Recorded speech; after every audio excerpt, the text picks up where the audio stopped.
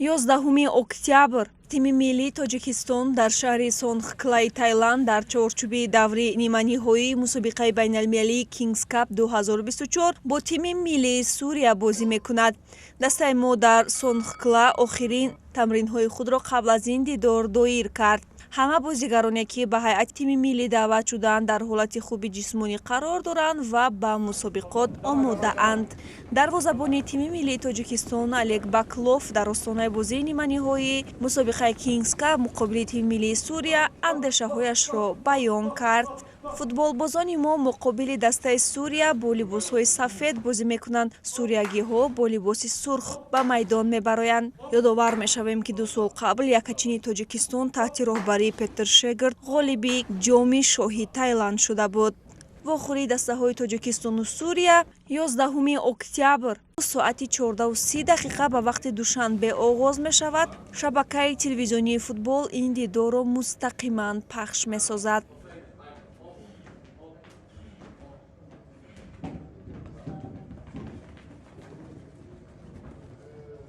Завтра будет очень серьезный матч для нашей сборной. Мы все на него настраиваемся. Не тяжелые погодные условия. Но мы знаем, как сделать так, чтобы нам было легче завтра в игре. Тренерский штаб полностью разобрал соперника, чтобы нам было легче. Отдадим все силы, чтобы достичь результата и победы завтра.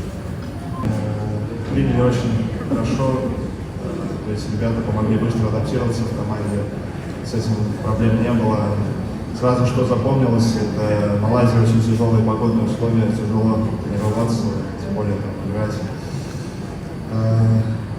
Первый матч, я думаю, запомнится мне надолго.